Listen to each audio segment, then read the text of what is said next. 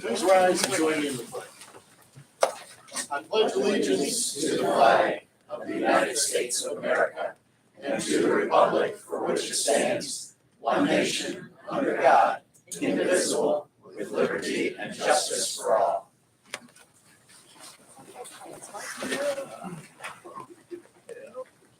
Okay. Call the roll. Dennis. Here. Allenbob. Here. O'Dorisio. Here. Nix. Here. Robinette. Here. Rivera. Here. Alrighty, the minutes from our May 15th meeting were distributed for your perusal prior to this evening. Are there any additions or corrections to those minutes? Hearing none, do I have a motion to approve? Probably moved and seconded. All in favor, say aye. Aye. Opposed, same sign. Correspondence. Julie, do we have correspondence?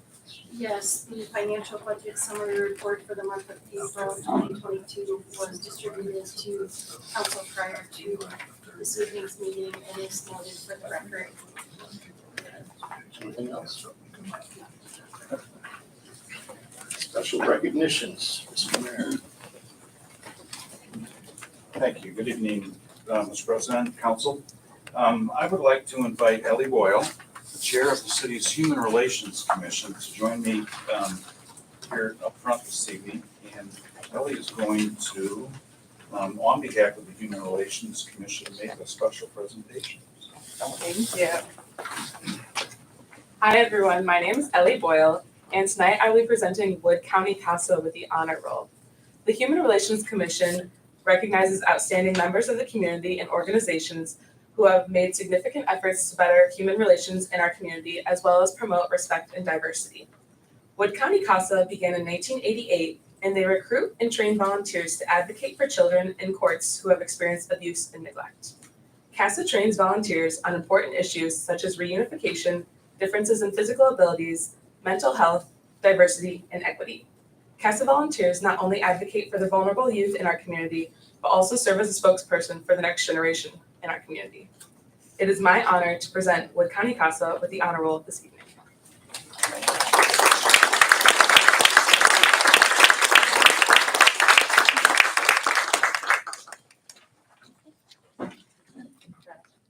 you. Congratulations. Thank you very much. Thank you very much.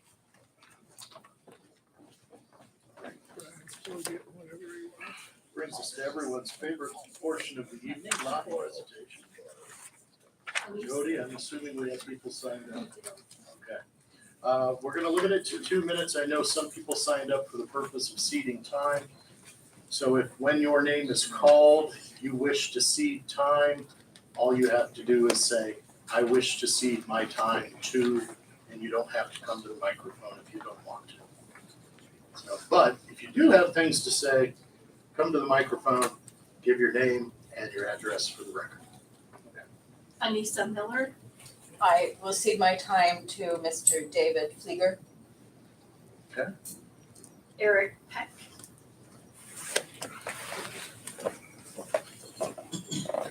Hello, everyone. Eric Peck. My address is 1615 Oakwood Court, Bowling Green, Ohio. So I'm here to provide another avenue and voice of perspective on the zoning issue that is up for debate tonight, with the single-family homes becoming duplexes or multiple living communities. So I'm not directly impacted into the zoning area, but I am part of an example group of the pipeline of the university in town here.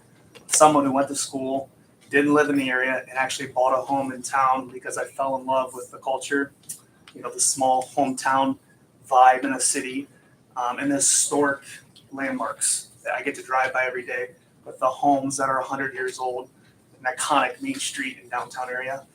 Those are things that growing up in a small rural area of Ohio, I don't take for granted. Don't take those lightly. That's a community you want to be a part of. So I advise and advocate strongly that turning single-family homes in that area into multiple duplexes will have grave consequences on the community. It will be affecting a lot of people, and as we've seen, there's a strong opinion of that from community members, and I just want to advocate for that and give a perspective of the next generation of a citizen that lives in this town, that came here, moved here, and is ready to raise a family here. So I thank you all for listening to me tonight, and that's all. Thank you very much. Joe DeMar.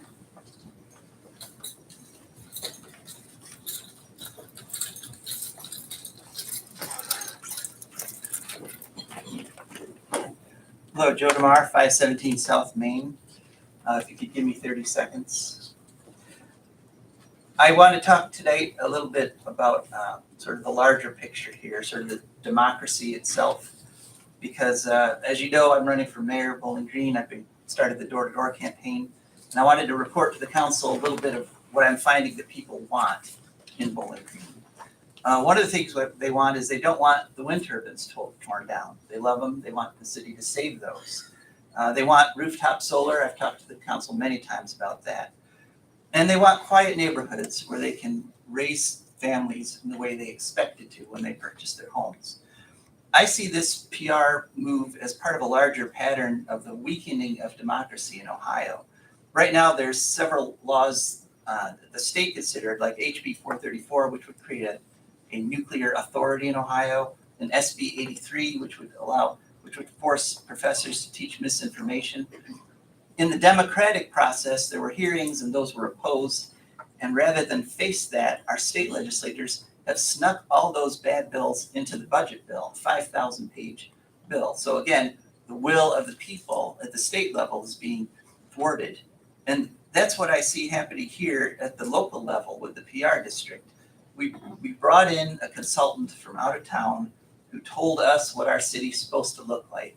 And now we're going to do what he told us to do rather than what the people of Bowling Green are asking you to do. And so I just think that if you respect democracy and as our elected officials, that's what should be your primary concern, then you'll vote down the PR district. Thank you. Thank you very much. Jan Knapp, I'm ceding my time to Sue Nevin. Vasiliki Leontis, Ceding my time to David Fleeger. David Neuendorf, Ceding my time to David Drain.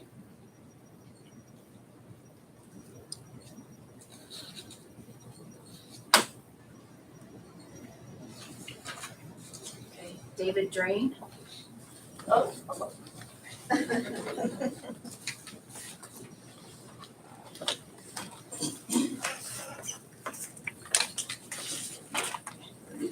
I'm David Drain. I reside at 228 East Court Street. I'm going to talk about some of the things we want to happen after today. One of those has to do with registration of rental properties. The city very kindly gave me their entire registration database. I compared it to the results we saw on the ground when we walked around the potential district, PR district. And I so far found in a cursory overlook 148 properties that are rentals that are not registered. That would amount to $37,000 a week in fines if we actually enforce the law that has been in place 2 years now. I think we should enforce that law. After a month of that, we could pay off this huge consulting bill we've run on with a zoning company that we really never needed to do in the first place because the university would have done it for free. So that's point one. Point two, Martha Wolke was very kind to show me their one-button system that they're testing now for reporting nuisance properties and other problems like that. It looks great. They're going to try it out for at least a month, make sure it actually works, and then it's going to be put in place, and you should expect a flood of complaints. I hope you will be prepared for that. Again, we expect the city to actually enforce its laws and use the nuisance property law to declare properties a nuisance if they truly are. Number three is something completely new, and that is our relationship with Bowling Green State University. Most towns like ours that are college towns have some formal way of initiating and sustaining cooperation with their university. We don't do that for some reason. I suggest we have a commission to do that. A commission that would involve people who were elected, Bowling Green citizens, Bowling Green students, Bowling Green faculty, knowledgeable people, so that we can actually take advantage of this relationship to foster more beneficial interactions between the students and the people in town. Many of the people I encounter view the students as two-legged cockroaches. And I think that's a terrible thing. They could be very good for us and we could be very good for them. We could offer them internships, for example. They could do consulting work and projects for us. There's a lot of great potential there, and I think we should take advantage of that. We could also use that commission to help resolve some of the disputes we have over things like housing and vandalism and drunken behavior, things like that. So I think it would be a very positive thing for the community. It would not cost a penny. I highly advise that you think about that. Thank you. All right, thank you very much. Emily Dunapace, I cede my time to David Fleeger. Gary Border,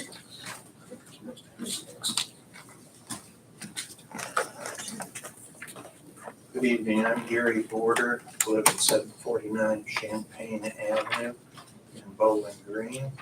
I've been a resident of Bowling Green since my wife and I built our first house here in 1973. I'm a student of history, and this is not a new event for Bowling Green. In the late 1970s, Belleville Acres was about 2/3 sold in terms of lots, and a builder decided he wanted to put duplexes in. Hence, much like this group, we formed a group in the Belleville Homeowners Association, which was affectionately known as the duplex committee. Chuck Bartlett was the mayor at the time, and we spent some time with Chuck, and he came back next month and he said, well, he says, I want to let you know that the duplex committee is not necessary. There will not be duplexes in Belleville. And that's the way it ended.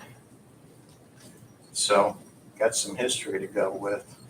I think we have some serious potential problem.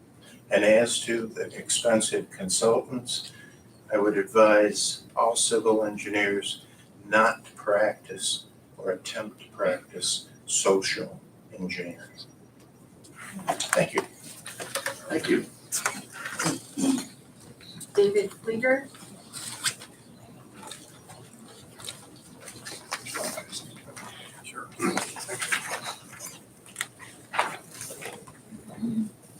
My name is David Fleeger. I reside at 325 North Prospect here in Bowling Green. The first thing I'd like to correct is I sent an email to members of council earlier today requesting that you add this chart to the code, but I did make a mistake in there, and it said, I think, Rachel, that you and I built this thing. It was you and Hunter Brown. So I just wanted to make that correction in here. Excuse me, David, it was in fact Greg Robinette. Made this? Okay. Wow, you came all the way around the circle. Thank you very much. I appreciate I that. can tell you, David, I had nothing to do with it. Okay. I just wanted to make sure I pointed that out before I got started. Okay, good evening, members of council, Mr. Mayor, and members of the administration. I have come before you today to ask the following things be considered and that you approve them through amendments to the proposed code. First, I would request that you exclude duplexes and ADUs from the proposed PR district. We have heard from two consultants that the east side neighborhoods are in great decline. They also stated that the city should encourage single-family housing to help stabilize the decline of neighborhoods. However, certain members of council overlooked that aspect when pushing for the PR district, which encompasses much of the east side neighborhoods that the consultants were talking about. Instead, they have taken the approach that we need more density and walkability to the downtown. However, much of the proposed PR district is already overcrowded. Additionally, we have heard from Jeff Dennis and Nick Rabondo and at least one other property owner that additional duplexes would add additional housing options and allow the market forces to correct the problem of nuisance properties. Further, they stated that the property owners will clean up and improve their properties to help them compete with better houses in the area. I would like to point out that the majority of the duplexes and multi-unit dwellings in the PR district are geared towards student rentals. When saying that, with that said, in 2001, the Edge apartment complex was built and it catered towards college students. They even go as far as offering a shuttle bus to campus. Yet the housing stock continued to decline in the east side neighborhoods and more single-family houses were converted to college rental properties. The market forces did not work. Then in 2005, Copper Beach apartment complex opened, again geared towards college students. Yet again, the housing stock continued to decline in the east side neighborhoods and more single-family houses were converted to college rental properties. Again, the market forces did not correct the continuing problems with the neglected properties as a member of council stated that they would, even with the introduction of additional housing options for renters. Finally, in 2006, Falcon Point apartment complex started renting, again geared towards college students. And not surprisingly, the housing stock continued to decline in the east side neighborhoods and more single-family houses were converted to college rental properties. Once again, the market forces did not achieve the desired effect of fixing the problem of deteriorating housing stock, even after three large apartment complexes offered additional housing opportunities for renters. These are just a few examples where the market forces have not helped. There are more examples out there. Now, what the moral to this is, by doing the same thing, continuing to allow more duplexes, multi-unit dwellings to exist and grow, then expecting a different outcome is truly the definition of insanity. When does the city and the citizens say enough is enough to catering to the owners of the duplexes and the multi-unit properties. Next, I'd like to ask that the chart that helps clarify allowable occupancy as defined and written in the proposed code under section 150.59, one-unit dwellings, two-unit dwellings, or multi-unit dwellings be included in the new code before it is approved tonight. The way that it is currently written is very difficult to understand and figure out. We have asked that the definition in the code be more clearly written and more closely following the judgment from the Yoder case. We asked to have a meeting with the city's attorney, Hunter Brown, so that we could discuss this. However, Rachel Phipps sent the chart that I believe was drafted by Hunter, apparently I was incorrect, and herself. If this is included, there will be no mistaking how many can occupy a dwelling by the number of bedrooms in the dwelling. Lastly, we are proposing that there be some parking requirements placed back into the code. Granted, it is easier to say that the property owners know best and that they will make the right choice for their properties and put in the number of parking spaces that they feel they needed. However, that isn't the case as is seen from the number of complaints for cars parked on the yards. We propose that any new residential construction have one parking spot per bedroom, and any renovation of a property where they are adding additional occupancy, that they also be required to have one parking space per bedroom. I say this because many of the duplexes and older homes that have been adding additional rooms simply do not have adequate parking on their property or on the street. Athens, Ohio uses a parking requirement as a means of controlling density, and this could be used in Bowling Green neighborhoods as well, instead of letting it run rampant. We have also been told that it isn't a code issue, but a code enforcement issue. I would counter with, if there are enough spaces to park, then they will simply park. If there are not enough places to park, they will simply park wherever they can. And usually that's on the grass beside their rental property. Again, I want to ask that you do what the people that live in these neighborhoods ask and pass the amendments we have lobbied so hard for. And thank you for your work on this code. I know it has not been an easy task. And I have one last thing to say. I'd like to point out and praise and thank Martha Wolke and Ryan, can't remember his last name, Joe, you just told it to me. They've done a great job in taking care of a lot of problems that we've been able to report. I mean, if I'm going to bash you guys, I'm going to come back also and tell you thank you for the things that really did go well. And I mean that. Thank you very much. Thank you, David. Yep. Clayton Peterson, I'd like to see my minutes to Sue Midden, please. Suzanne Midden,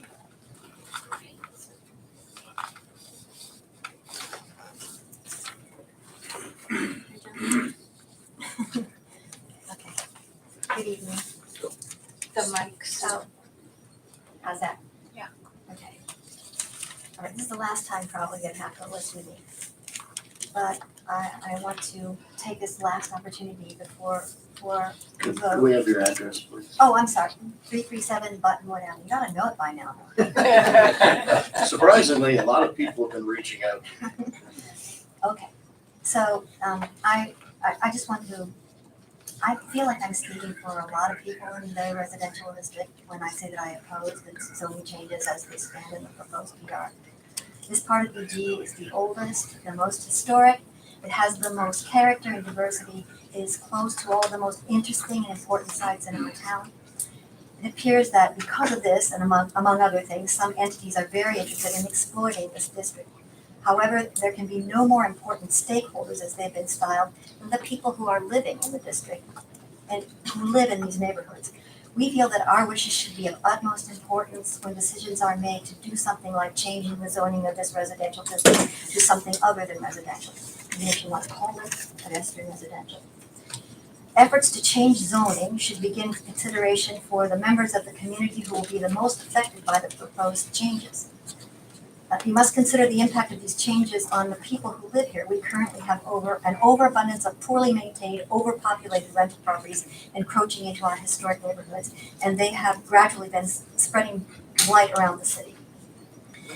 If, as you have said, this document will be a living document, perhaps you should consider consulting the neighbors of the MUN about how they view the proposed introduction of shops and apartment buildings into their neighborhood. Right now, I'm pretty sure they are blissfully unaware of that plan, which will have a direct impact on them and those of us whose houses are on adjacent streets.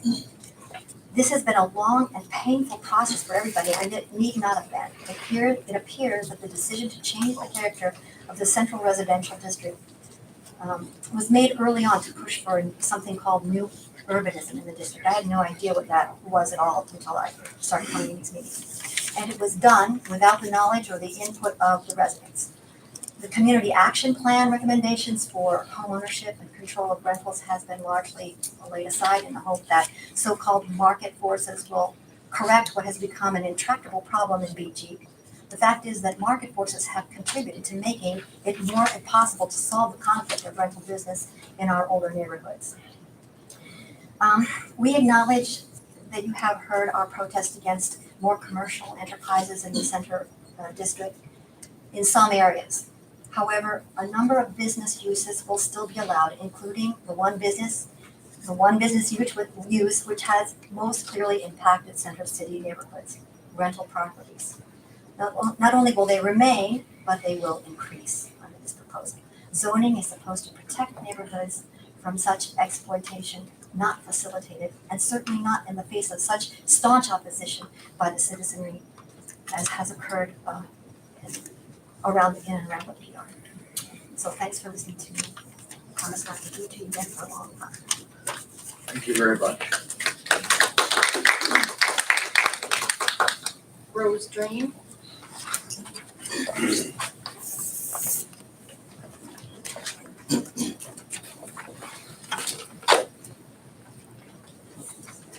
My name is Rose Drain. I live at 228 East Court Street. Bowling Green Save Our Neighborhoods group is taking steps to become a community development corporation following a recommendation in the 2018 Community Action Plan. We'll soon file with the Ohio Secretary of State to obtain designation as a nonprofit organization. Our focus will be to increase the number of affordable single-family owned homes in the city and work with the city and rental property owners to improve the condition of rental properties here. We hope City Council and city administrators will support these efforts and will work collaboratively with us when council meetings resume in August. We will be advocating for short-term rental regulation, design standards for the PR district, an amortization process to eliminate non-conforming dwellings over the shortest legal period of time, rigorous exterior maintenance code, and proactive code enforcement. Rather than waiting for the complaints to be filed, the city's code enforcement staff should be monitoring neighborhoods for code violations rather than depending upon citizen reports. You've indicated that you understand this is not the end of the zoning process, that the code that you will be voting on tonight is a living document. We plan to stay involved and continue to enliven that process with citizen input. Thank you. Thank you very much.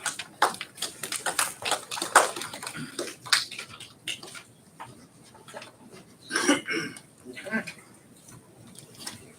All right. Thank you all for your participation.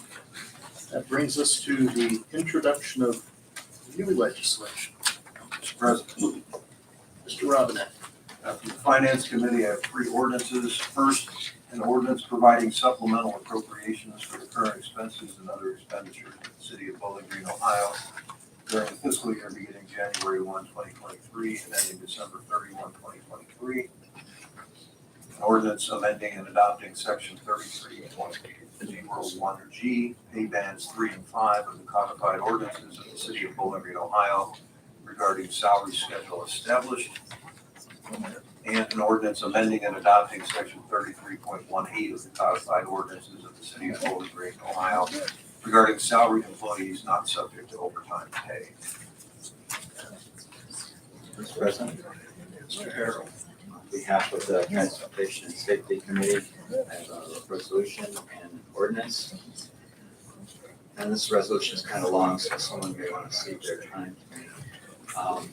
Resolution authorizing the filing of an application or applications with the Ohio Department of Transportation for grants through the U.S. DOT Federal Transit Administration, FDA, is authorized under federal transit laws as codified 49 U.S.C. Section 5311. Formula grants for rural areas, Ohio's Rural Transportation Program, and/or the Ohio Transit Partnership Program, and executing a contract for the fiscal year 2024-2025 Ohio Elderly and Disabled Transit Fare Assistance Program, and 5339 and/or 5311 funding for capital and/or operating assistance in the Ohio Transit Partnership Program, and executing a contract with the Ohio Department of Transportation upon project approval. And the ordinance amending and adopting section 96.02 of the codified ordinances of the city of Bowling Green, Ohio, relative to sale to minors, prohibitions, and misrepresentations.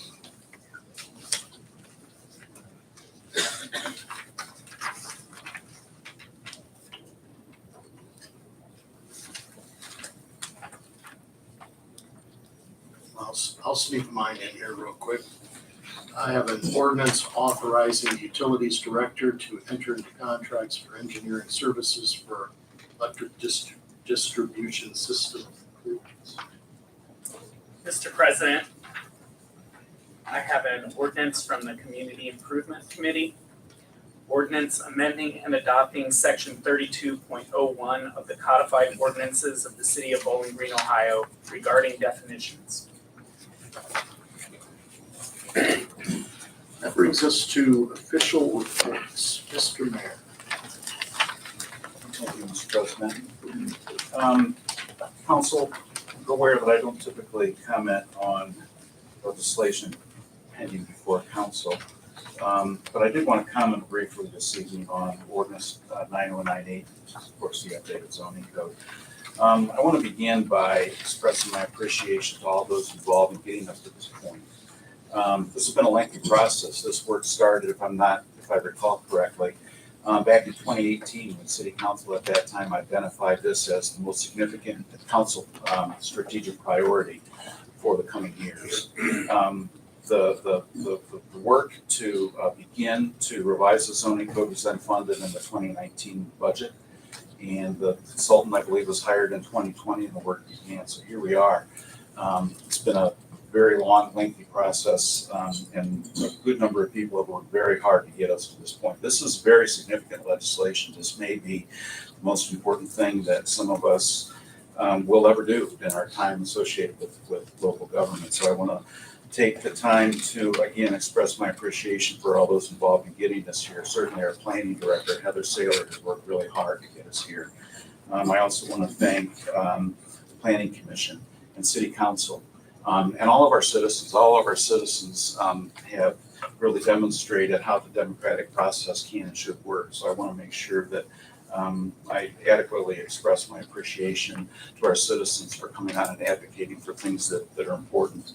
I did want to reiterate my support for the legislation in its current form. I think that the legislation in its current form reflects a good number of modifications that have been made in direct response to citizen concerns.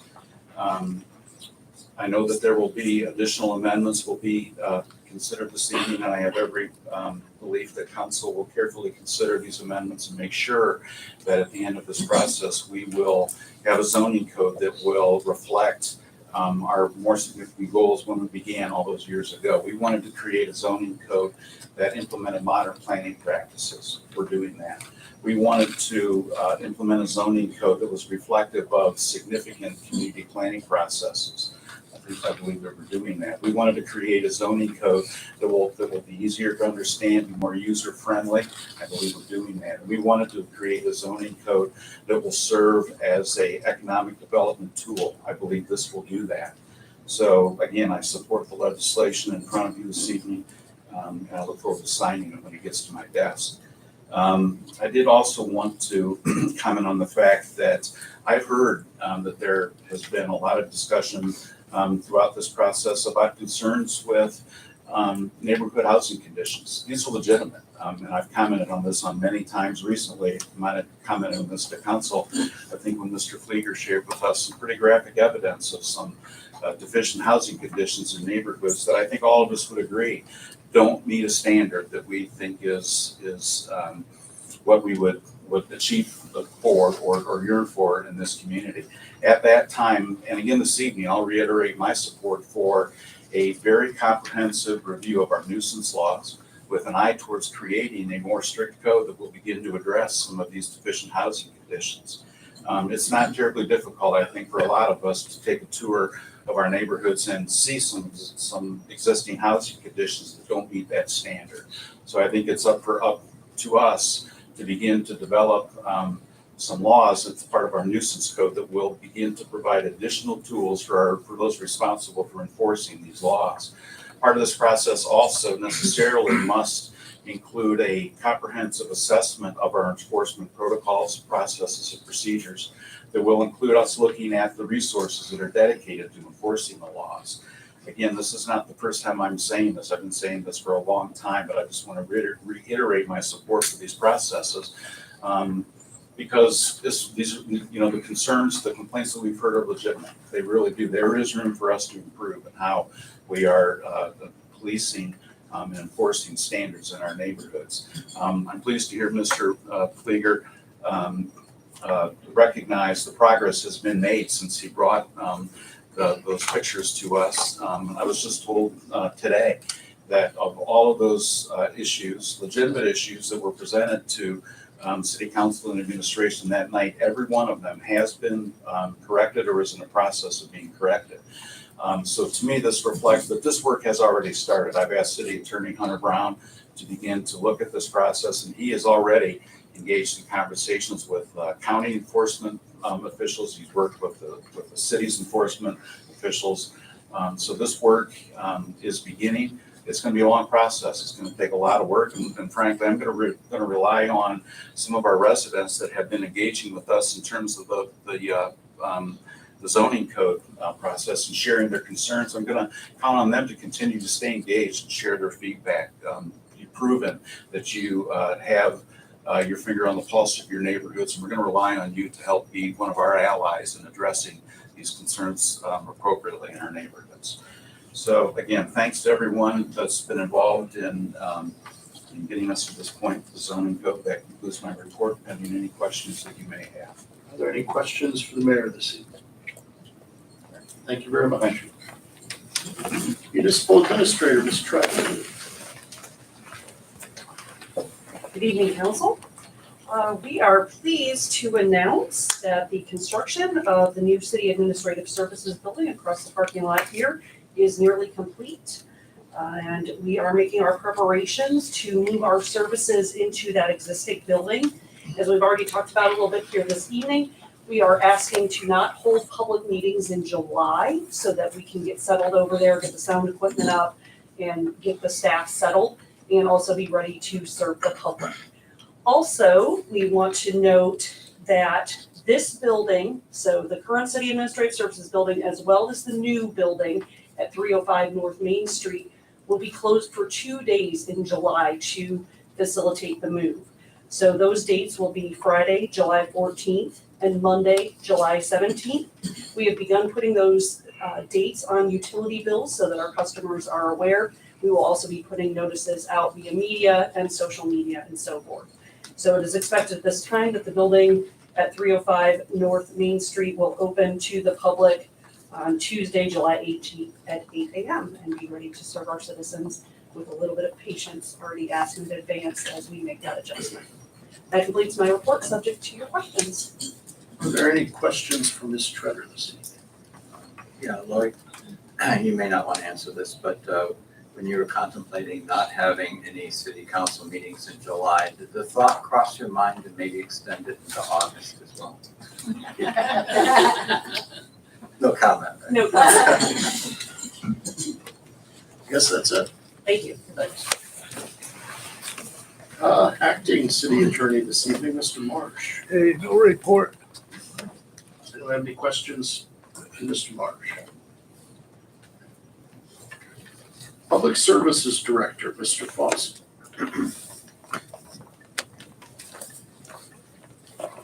Bill, was that a motion? Tonight, Mick Murray is here to give you a report from Public Works. But before I turn the microphone over to him, I'm happy to answer any questions that you might have for me. Are there any questions for Mr. Foss? Glad to see your foot's healed. Yes.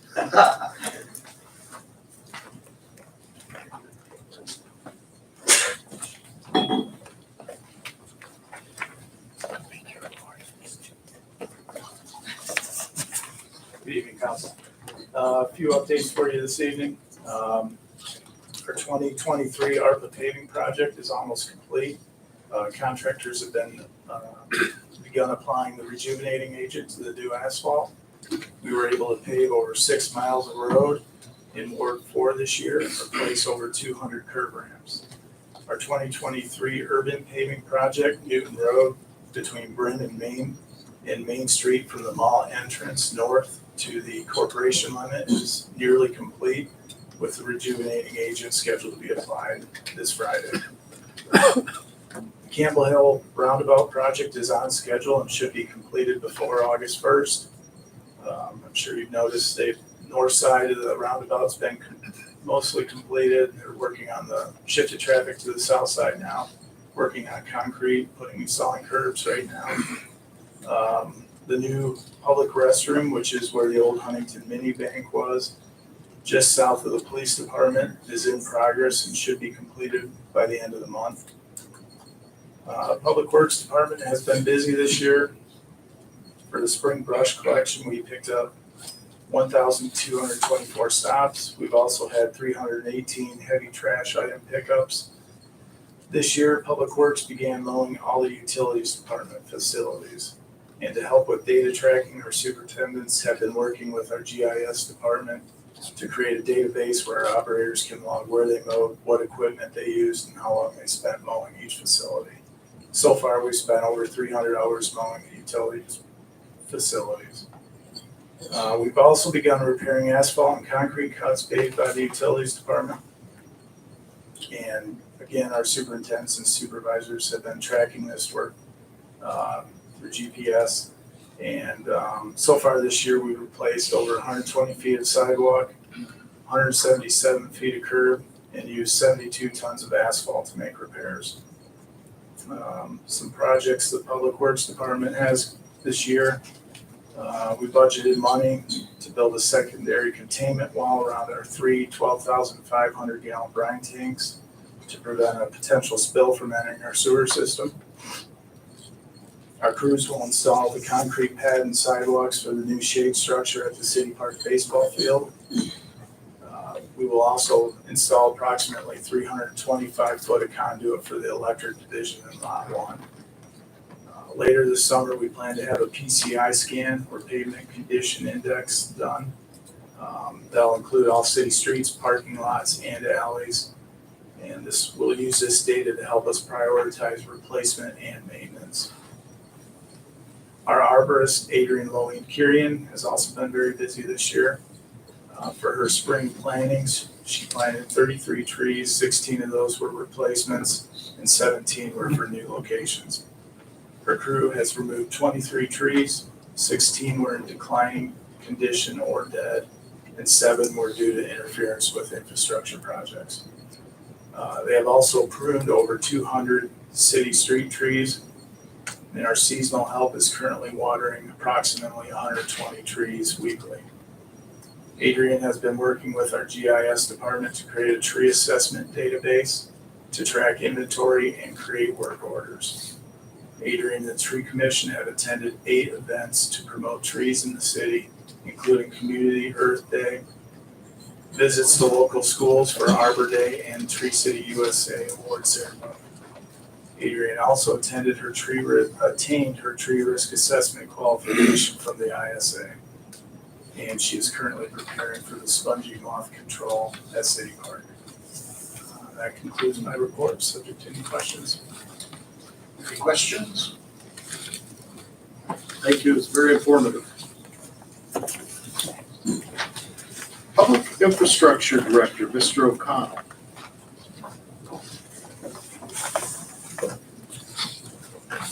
Sent a letter to the residents of the village subdivision. If you don't know where it's at, it's west of the high school and east of Brim Road, north of Poe Road. But we sent a letter to them outlining some substantial work that's going to be upcoming in their neighborhood with water line replacement, sewer relining, curb replacements, and street repavement's going to be going on later this year and mostly in the next year. So again, just giving them a heads up on what's to be expected. We also notified them or informed them that there's going to be a public meeting on the 21st of June at 5:30 at the City Park Veterans Building. And really just an informational meeting for them to open house style where they can come in, see the project, identify what may impact to their property, ask us questions or ask staff questions that will be involved with the project. Just answer any questions in general that they may have if they want to see it more close and personal. We also note that there's no streetlights in the village, and so there's been talk where people maybe want streetlights, maybe they don't want streetlights. So we prepared an online survey for them to scan a QR code on the letter. They can go in and fill out their name, address, and utility account number, and then identify if you want a streetlight or not, yes or no. And so we're going to base it on a majority of the houses and properties that are there. If they say yes, then the city will go out and install streetlights, subject to any easements that we can acquire or have to acquire. If the majority says no, then we'll not install streetlights. So we try to let them know what the parameters are of that and what kind of responses we need to follow through with that potential project. But, so that was sent out, but if you're interested in seeing more, you can stop by on the 21st at the City Park building. The second thing is we did roll out a thermostat program for electric load peak shaving. And this is a program where if you have a smart thermostat at your house, you can enroll in this program and will allow the utility to control your thermostat during peak load times, mostly during the summertime when the air conditioning load is really high. So we'll adjust the thermostat a few degrees to try to reduce electric load during that time. And then after the event has occurred, we'll go back to its regular programming. Typically, there's a pre-cool that's also programmed into this process, so the house will cool down a little bit before the event occurs, so that tries to alleviate any discomfort that the residents might experience during that time. If you do enroll, you can get a $55 gift card that they will send to you. I've enrolled at our house, and it was very simple. A couple of clicks, you put in your account number. There is a verification process, so we need to verify that you are a Bowling Green customer in order to get the $55 gift card. But the other option for the customers too is if they're at home and they're experiencing some discomfort, their house is getting too hot, they can opt out of the event by adjusting the thermostat temperature at their house, and so they still control what happens with the property. That's still an option for them. That's what I have on that one, but yeah, any questions, I'd be happy to answer those. Any questions for Brian? Thank you. Thank you. All right, that brings us to council committee reports. Does anyone have a council committee report this evening? Hearing none. Jody, will you lead us in the reading of legislation? Legislation for first reading. Resolution number 3847 for first reading. Resolution authorizing the filing of an application with the Ohio Department of Transportation for grants through the US DOT Federal Transit Administration, FTA, as authorized under federal transit laws as codified 49 USC Section 5311, formula grants for rural areas, Ohio Rural Transportation Program and/or the Ohio Transit Partnership Program, and executing a contract for the FY 2024 through 2025 Ohio Elderly and Disabled Transit Fare Assistance Program, and 5339 and/or 5311, funding for capital and/or operating assistance, and the Ohio Transit Partnership Program, and executing a contract with the Ohio Department of Transportation on project approval. Ordinance number 9109 for first reading. Ordinance providing supplemental appropriations for the current expenses and other expenditures of the city of Bowling Green, Ohio during the fiscal year beginning January 1, 2023 and ending December 31, 2023. Mr. President, Mr. Robinette. I move to suspend the rules and give ordinance 9109 its second and third readings. Properly moved and seconded. Jody? Carol? Yes. Hollenbaugh? Yes. Odericio? Yes. Phipps? Yes. Robinette? Yes. Urbando? Yes. Dennis? Yes. Okay, the rules are suspended for ordinance 9109. Ordinance number 9109 for second and third readings. Ordinance providing supplemental appropriations for the current expenses and other expenditures of the city of Bowling Green, Ohio during the fiscal year beginning January 1, 2023 and ending December 31, 2023. Mr. President, Mr. Robinette. I move to adopt ordinance 9109. Second. Properly moved and seconded. Is there any discussion? Jody? Hollenbaugh? Yes. Odericio? Yes. Phipps? Yes. Robinette? Yes. Urbando? Yes. Dennis? Yes. Harold? Yes. All right, ordinance 9109 is adopted. Ordinance number 9110, ordinance amending and adopting section 33.01G, pay bands 3 and 5 of the codified ordinances of the city of Bowling Green, Ohio regarding salary schedule established. Ordinance number 9111, ordinance amending and adopting section 33.18 of the codified ordinances of the city of Bowling Green, Ohio regarding salaried employees not subject to overtime. Ordinance number 9112, ordinance amending and adopting section 96.02 of the codified ordinances of the city of Bowling Green, Ohio relative to sale to minors, prohibitions and misrepresentations. Ordinance number 9113, ordinance authorizing the utilities director to enter into contracts for engineering services for electric distribution system improvements. Ordinance number 9114, ordinance amending and adopting section 32.01 of the codified ordinances of the city of Bowling Green, Ohio regarding definitions. Legislation for second reading. Resolution number 3845, resolution adopting the estimate of revenues for the year 2024.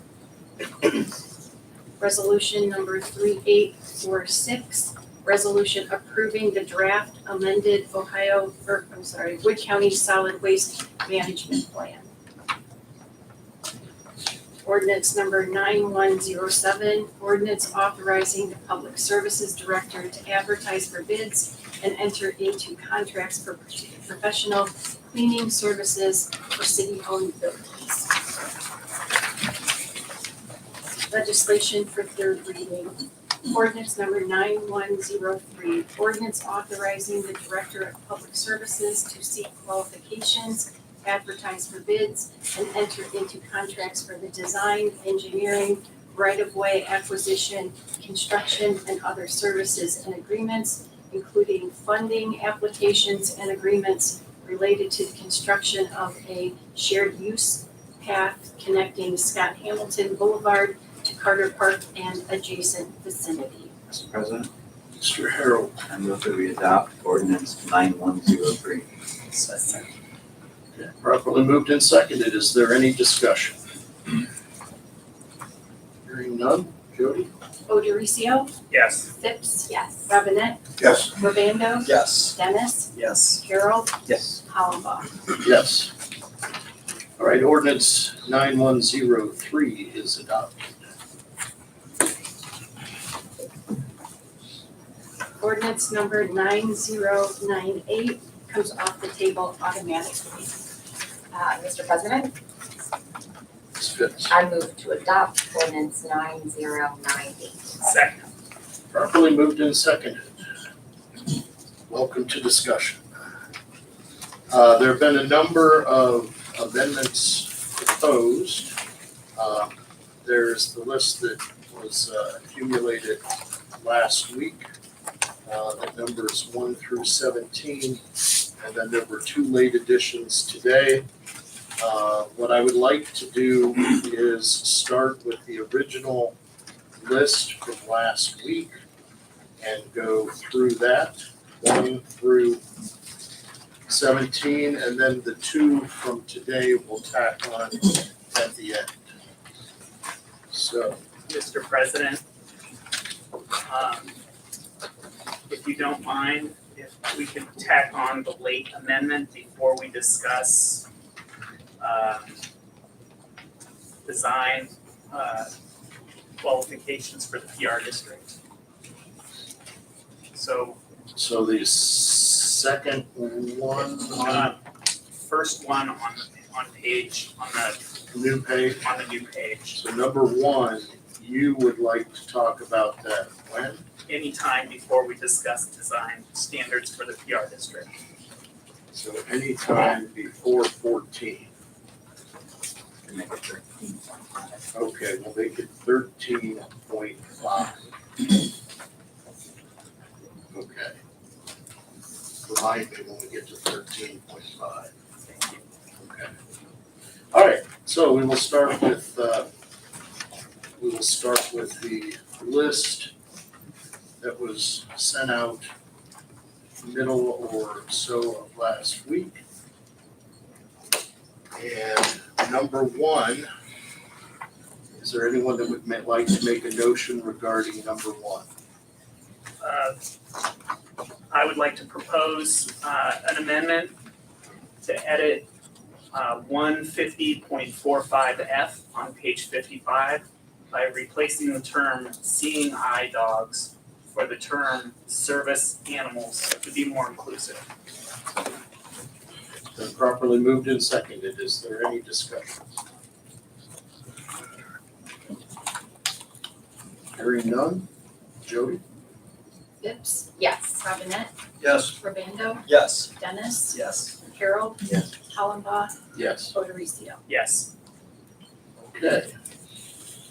Moving on to number 2. Is there anyone who would like to make a motion to amend regarding number 2? Mr. President, Ms. Phipps?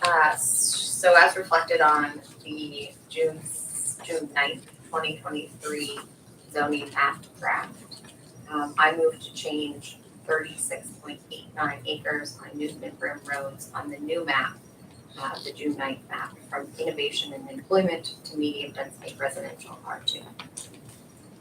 Second. Properly moved and seconded. Is there any discussion on that? Jody? Robinette, Yes. Urbando, Yes. Dennis, Yes. Carol, Yes. Hollenbaugh, Yes. Odericio, Yes. Phipps. Yes. And then number 2. Number 3, is there anyone that would like to propose an amendment related to number 3? Yes, that's me. So we all received an updated map of the city zoning that was dated 6/9 last week. And the primary changes on this map are what Rachel just mentioned with regard to the housing development north of the former Wall Street Journal building, and also reflects the annexation and zoning change off of 25 related to the Abbott project. So what I'm asking here is I move that we approve the latest zoning map dated June 9th, 2023, which has made these two changes that I just mentioned so that the city's active zoning map accurately reflects what we intend. Second. Properly moved and seconded.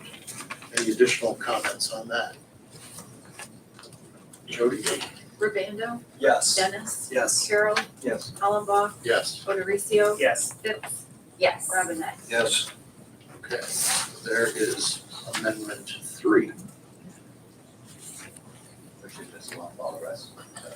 Think so, just go home.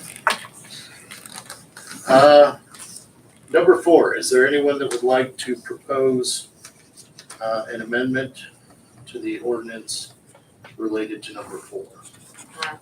Mr. President, Ms. Phipps? so I'm going to make a series of, offer a series of amendments to section 150.94, which is titled Application and Issuance of Zoning Certificate. These changes were requested by Planning Director Heather Saylor in a memo I sent to y'all 2 weeks ago. So my first motion will be to change 150.94E7 to read as follows. Locations of the proposed electric lines and tie to the electric system, electric service, and electric load. Second. Properly moved and seconded, any discussion? Jody? Dennis, Yes. Carol, Yes. Hollenbaugh, Yes. Odericio, Yes. Phipps, Yes. Robinette, Yes. Rabando. Yes. Amendment carries. Mr. President? Yep. I now would like to move to delete 150.94E15 and renumber this section accordingly. Second. E17 and 15. No, this is something that needs to come before them, so I'm going off okay. script. I'm sorry. Fine. Would you like me to repeat the motion? No, I just need to find it. Okay. So you have a second. Okay, it's properly moved and seconded. Is there any discussion? Jody? Carol, Yes. Hollenbaugh, Yes. Odericio, Yes. Phipps, Yes. Robinette, Yes. Rabando, Yes. Dennis. Yes. It is deleting 150.94E15 and renumbering. Okay. I'll make a note to give you that language.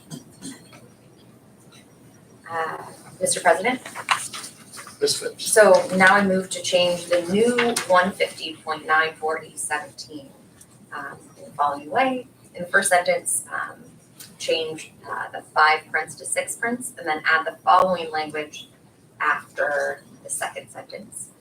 So it reads, the developer must also supply the city with the final drawings in electronic format compatible with the city's computer-assisted drawing program. The electronic copy shall be provided on a CD or other media acceptable to the city. If applicable, the developer must also supply the city with 2 prints and an electronic copy of the completed building plans depicting layout configurations and fire suppression information. Second. Properly moved and seconded. Is there any discussion? Jody?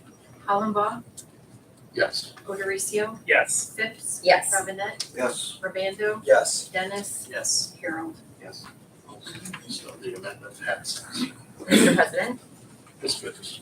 my final amendment to this section of the code is to move to add 150.94E18. That section would read, once the project is complete, the developer must supply the city with 2 copies of the as-built plans. The developer must also supply the city with the as-built plans in electronic format compatible with the city's computer-assisted drawing program. The electronic copy shall be provided on a CD or other media acceptable to the city. Second. Thank you. Properly moved and seconded. Any discussion? Can't believe you people aren't getting excited about computer-aided design. Jody? Odericio? Yes. Phipps? Yes. Robinette? Yes. Ravando? Yes. Dennis? Yes. Harold? Yes. Hollenbach? Yes. All right, the amendment carries.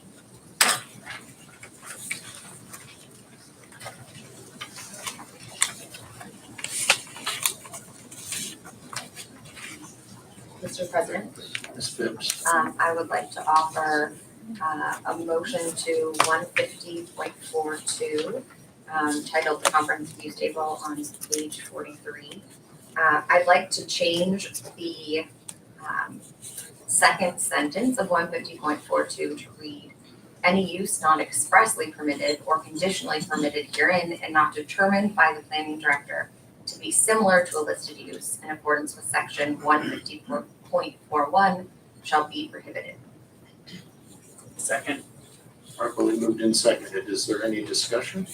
So my thinking here, Mr. President, Go ahead. so my thinking here is that 150.41, which is titled similar uses, the first sentence reads, the planning director shall have the right to determine whether or not a use not listed herein is similar to a listed use and either permitted or conditionally permitted herein.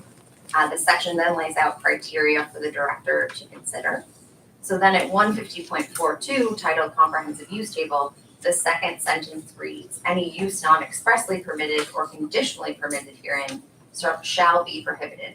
So I think that the way these two sections work together should be made clear. I worked with City Attorney Hunter on this. Happy to take questions. Does anyone else have any comments on this one? Jody? Phipps? Yes. Robinette? Yes. Ravando? Yes. Dennis? Yes. Harold? Yes. Hollenbach? Yes. Odericio? Yes. Okay, so that amendment carries also. Brings us to what is 8 on my list. Anyone wish to advocate for 8? Sure, Mr. President.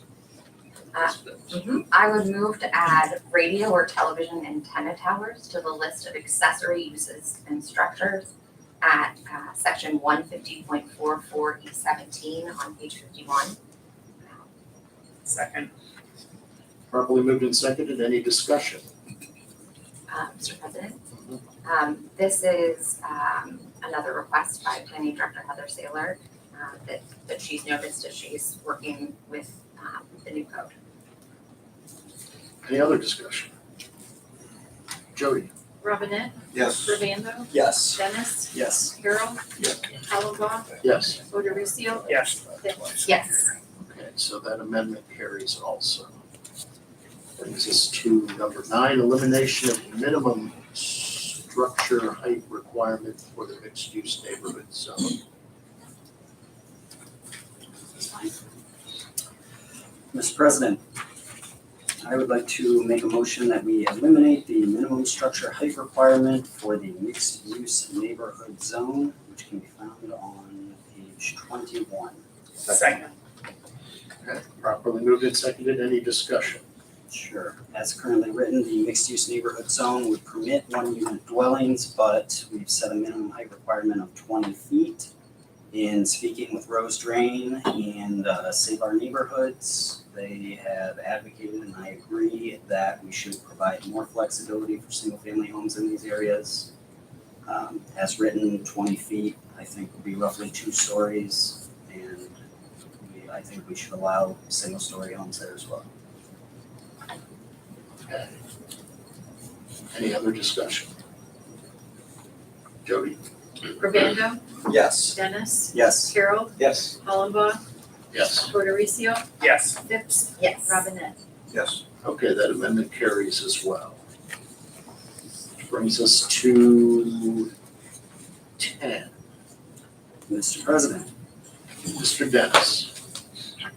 I move that we amend 150.89 found on page 94 to add the word principal structure in the paragraph regarding the 75% or more of the GFA required to be destroyed, and add the paragraph below that, any non-conforming accessory structure damaged by fire, flood, explosion, earthquake, war, riot, or act of God or man shall not be reconstructed and used as before such casualty unless such reconstruction and future use is either A, in conformity with this zoning code, or B, accomplished within 24 months of such casualty.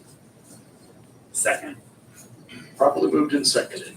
Discussion on that? Mr. President, Mr. Dennis. as currently written, this proposal would not allow for the reconstruction of a garage that was destroyed by more than 75% of the GFA destroyed. In my neighborhood, here in the heart of the PR district, the garages tend to sit very close to the property line. If a tree were to fall on the garage of one of these homeowners, the way this code is written currently, they would not be able to rebuild that garage unless they did it in conformance with the setback requirements of this code. The intent here, and I think I have achieved that, is exempting garages, outbuildings from that requirement so long as it is reconstructed within 2 years, 24 months. Okay, any further discussion on this?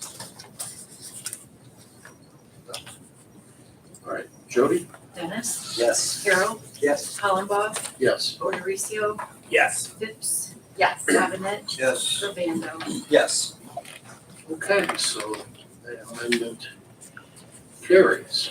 Which brings us to number 11. Mr. President, Mr. Harold. I move to amend ordinance 9098 by changing section 150.42, which is the comprehensive use table, to remove two-unit dwelling as a permitted use in the pedestrian residential PR district. What that would do in effect would be changing it to being prohibited. Second. Okay, properly moved and seconded. Any discussion on this one? Mr. President. We'll go down here first. He hasn't had a turn. Go ahead. I know there was a lot of discussion about market forces with the two-unit dwellings.